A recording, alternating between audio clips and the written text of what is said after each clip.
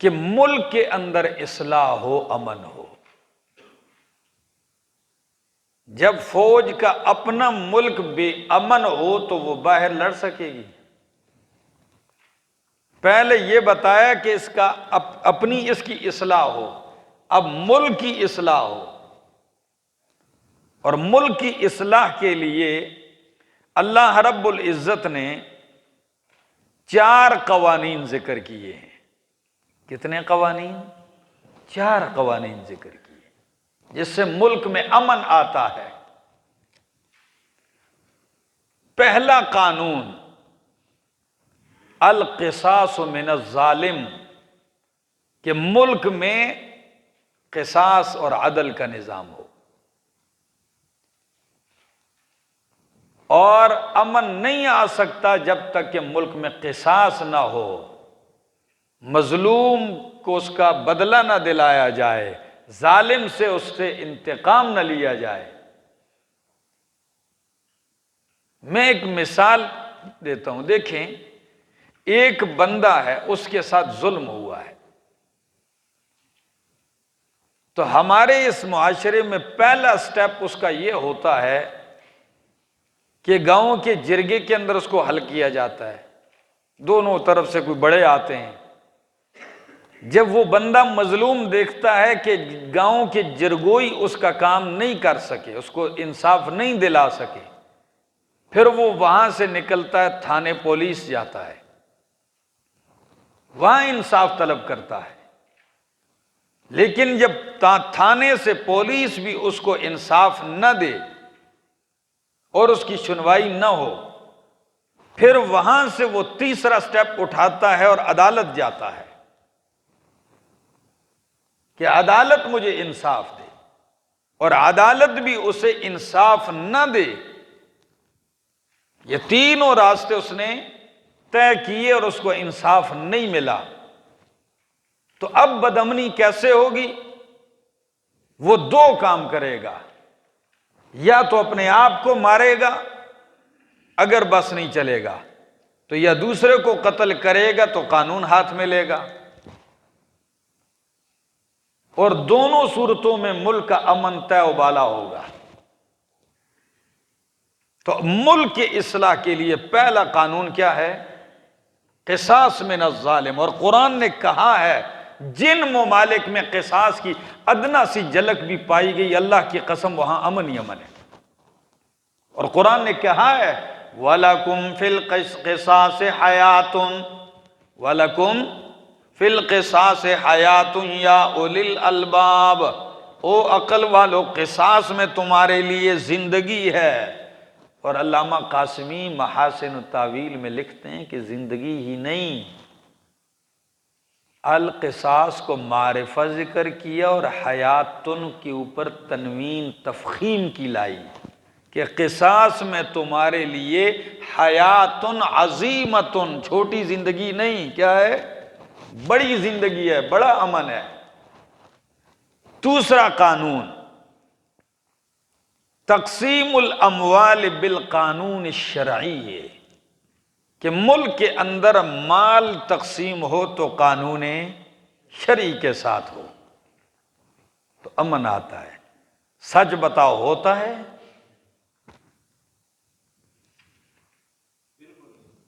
غریبوں کا مال امیروں کے پیٹ میں جائے، زلزلہ زدگان کا مال امیروں کے پیٹ میں جائے، سیلاب زدگان کا مال امیروں کے پیٹ میں جائے، جی باہر سے آنے والے صدقات خیرات امیروں کے پیٹ میں جائیں۔ ہاں جی جی، تو آپ ہی بتائیں، یہ تو ایک مثال میں نے دی، زکوٰۃ مستحقین کو ملتی ہے، جتنے بھی فنڈ ملتے ہیں ریلیف کے، وہ ریلیف کس کو ملتی ہے؟ جس کی پہنچ ہو۔ غریب بیچارہ اس تک پہنچتے ہی پہنچتے انا للہ و انا الیہ راجعون ہو جاتا ہے۔ تو قانون دوسرا ملک کے اصلاح کے لیے کہ ملک میں مال کی تقسیم ہو قانون شرعی کے ساتھ، بہن کو اس کا حصہ ملنا چاہیے، ماں کو اس کا حق ملنا چاہیے، بیوی کو اس کا حصہ ملنا چاہیے، بیٹی کو حصہ ملنا چاہیے۔ سچ بتاؤ کیا یہاں ملتا ہے سب کو؟ کتنی ہی بہنیں رو رہی ہیں، کتنی ہی مائیں اور بیٹیاں روتی ہیں، ان کو حصہ نہیں ملتا۔ نتیجہ کیا نکلتا ہے؟ ملک میں بد امنی پھیلتی ہے۔ یہ میں نے صرف معمولی سی مثال دی ہے۔ تقسیم شرعی کے ساتھ اگر کسی ایک روڈ سڑک کے لیے 20 کروڑ کا پیکج اوپر سے آتا ہے تو روڈ پر لگنے کے حد تک وہ 20 لاکھ تک پہنچ چکا ہوتا ہے۔ 20 کروڑ آتے آتے نیچے لگتے کتنے تک ہو جاتا ہے؟ 20 لاکھ ہو جاتا ہے۔ یہ باقی اوپر ادھر ادھر ادھر ادھر کانٹ چھانٹ ہو جاتی ہے، ٹھیک ہے نا؟ تو گھوڑے سے بلی بنا دیتے ہیں۔ بادشاہ نے نوکر سے کہا یہ میرا گھوڑا ہے، صبح میں سفر کروں گا، اس پر جانا ہے، ساری رات تم نے اس کی مالش کرنی ہے تاکہ صبح تک اس کو مالش چاپی کرو، ہاتھ مارو، تیار کرو تاکہ صبح میں نے جانا ہے۔ ملازم نے کہا بادشاہ کا دماغ خراب ہے، ساری رات اب میں گھوڑے کو چاپی کرتا رہوں گا۔ وہ جا کے سو گیا، تھوڑی دیر چاپی شاپی کی، سو گیا۔ چور آیا گھوڑا لے کے چلا گیا، گھوڑا پورا غائب۔ اب اس نے کہا اب کیا کریں؟ بادشاہ کو تو کچھ نہ کچھ چیز بتانی ہے۔ اس نے بلی پکڑ لی۔ صبح جب بادشاہ آیا اس نے بلی کو پکڑا، رگڑے پہ رگڑا۔ بادشاہ نے کہا الو کے چرخے یہ کیا کر رہا ہے؟ کہتا ہے بادشاہ سلامت آپ کے گھوڑے کی مالش کرنے۔ کہا یہ گھوڑا ہے، یہ تو بلی ہے۔ کہتا ہے جی بادشاہ سلامت ساری رات رگڑ رگڑ کے تو یہ چھوٹا ہو گیا نا، ساری رات اتنا دبا دبا کے کیا کر دیا ہے، یہ گھوڑے سے کیا بن گیا ہے؟ بلی بن گیا۔ یہ آسان کام ہے، یہاں شراب سے شہد بن جاتی ہے، شہد سے شراب بن جاتی ہے، سرکے سے شہد بن جاتی ہے، یہاں ہو جاتا۔ مال تقسیم ہو کس کے ساتھ؟ قانون شرعی کے ساتھ۔ نمبر 3 نظام سوم ارتباط نفس کے لیے ٹریننگ ہے، نفس کو تیار کرنے کے لیے، حرام سے روکنے کے لیے۔ روزہ کیا ہے؟ یہ نفس کو باندھنے کے لیے ٹریننگ کرواؤ کہ جو بندہ رمضان کے مہینے میں 29 دن اللہ کی حلال کردہ چیزیں، اس کے اپنے ہاتھ کی کمائی ہوئی چیزوں سے اپنے آپ کو روک سکتا ہے تو وہ رب کے کہنے پر حرام سے کیوں نہیں روک سکتا؟ یہ ہے ارتباط نفس۔ اور قرآن نے یہ قانون کیسے بیان کیا؟ فرمایا یا ایھا الذین آمنوا کتب علیکم الصیام کما کتب علی الذین من قبلکم لعلکم تتقون۔ روزے کا فلسفہ ہی بتا دیا، لعلکم تتقون، تاکہ تم بچنے والے بن جاؤ۔ اور نمبر 5، نمبر کتنے ہو گئے؟ نمبر 4 قانون ملک کی اصلاح کے لیے قانون ہے، رشوت بند کرو۔ کیا بند کرو؟ ہاں جی، کرپشن۔ یہ بھی ایک قسم ہے نا کرپشن کی۔